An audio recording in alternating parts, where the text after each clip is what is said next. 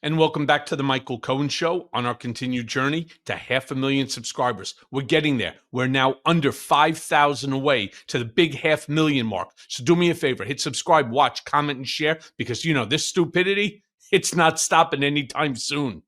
And with the Epstein dominating headlines again, one email in particular is raising fresh questions. The one where Jeffrey Epstein tells Michael Wolff that, and I quote, "Of course Trump knew about the girls, but he told Ghislaine to stop." Question, stop what? No one can say for sure. And in 2025, that ambiguity is fueling a whole new round of scrutiny as Trump faces mounting legal and political pressure.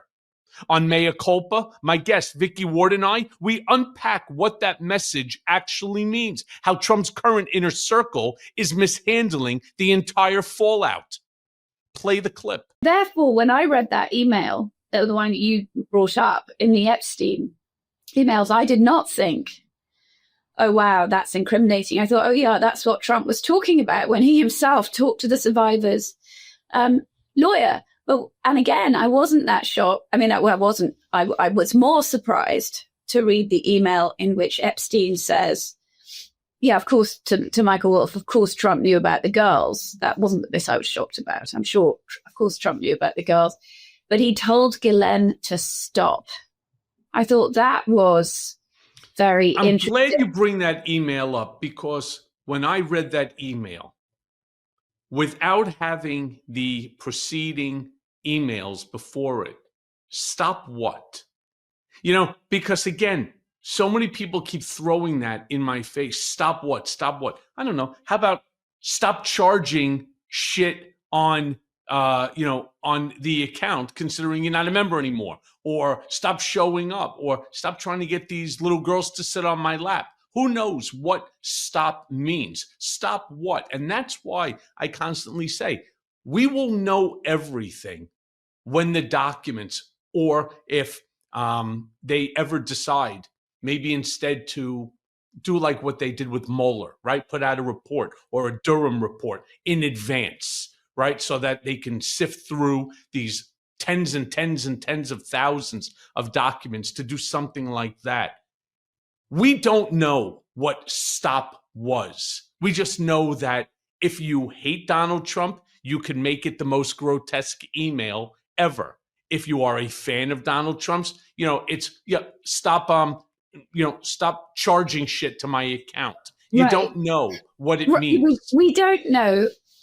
But I come back to what you, though, said about, I mean, I doubt that anyone who knew, and this is speculation, I doubt that anyone who really hung around with Jeffrey Epstein had in the 1990s, which is in 2000 to 2004, which is when I was reporting on him. I doubt anyone who really knew Jeffrey Epstein didn't have some idea of what was going on. And if Trump, and let's assume this is the worst, right? That it is Trump telling Ghislaine Maxwell to stop what she was doing for Jeffrey Epstein. Thank God there was somebody who was telling. Well, yeah, but here's the problem with something like that, right? Assuming that he knew and he was telling her to stop, with the trafficking of young kids. I think you do as an adult, forgetting about that he's Donald Trump, forget about the fact that he's now President Trump. You have an obligation to report it. And right. not like 5 years. Right. No, but and maybe he did. But maybe he did. All of which has had me scratching my head. And bizarrely, and I know this because he's texted me, it's had Brad Edwards, the lawyer for these women, scratching his head, going, what? Why is Trump so stuck on this now? It actually makes no sense at all. But he's got very bad enablers around him. Let me put it to you that way. It's not like the old crew when we would sit around a table and hash this shit out and figure out the proper way to deal with it. Because if Trump was telling her to stop doing what they were doing, and he did actually go to law enforcement, my God, I would. If I was him, if I was his enabler around him, I'd be having a party in the unconstructed big beautiful ballroom already, right? I would be having a party there with fucking fireworks and galore, right? We'd be serving caviar, lobster, and Wagyu beef to everybody, to the 42 million Americans that, that are on the snap. I mean, for God's sakes, it makes him look like it is such a head scratcher. Yeah, and that's why I've been wondering about and also I think, Michael, Donald Trump very, very well. I know him, medium well. He's very, yes, we know that he's had, he's got an eye for models and all the rest of it. We know all that. But he's quite puritanical about things like drink and drugs. And I don't have cigarettes. Yeah, and I don't have a hard problem believing that in that same bucket list is children. There's I actually have I have less of a hard time believing that than all the, Yeah, and I get beaten up for it on a regular basis. But I want to ask you the real question here. Did this bill pass because the politics finally changed, or because Trump's grip on the GOP is starting to slip in a way that we haven't fully appreciated yet? Well, I think in some ways both things are true, right? Because the fact of the matter is this is his last term in office. And yes, I'm one of those people. I don't believe he will be going for a third term. I do believe that he's very, very focused on his legacy, hence the rush for the ballroom. That's a very Trumpian thing to do. He's creating this, yes, because it's in his style and all the rest of it, but it's because it's going to be now a permanent fixture in the White House, and it's his way of ensuring no one ever forgets the name Donald Trump. And so inevitably, his party, those who want, political survival and who want a long-term political shelf life, are going to have to at some point separate themselves from him, because there's a natural parting of the ways here, because their future is ultimately going to be bound up with some other leader of the Republican Party.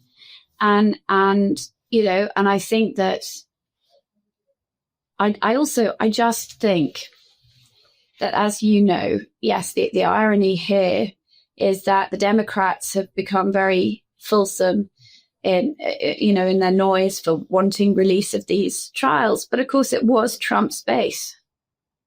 Trump's base have banged the drum more loudly than anybody else. And so I have been really puzzled, Michael. I'm really glad when you reached out because Trump has strengths and weaknesses like all of us. But, I would have said that one of his great strengths is his populist sensibility. He's got a very, it's why he's been so successful with his TV shows. His ear is normally really well tuned to public sentiment.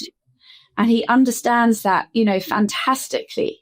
And I just have been so puzzled by, what seemed to be, this was obviously, it seems this is an easy one.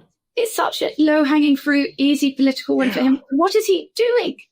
Well, he's listening to some of the stupidest enablers that are around there, which kind of brings me to the question that I wanted to ask you. So now that this bill is being brought to his desk, something's getting exposed. What it is, we don't know. All right. Yeah. If he vetoes it, it automatically makes him look guilty and brings negative press on to him that he's even not prepared for. Yeah. Is this the first time that Republicans have intentionally put Trump into a corner?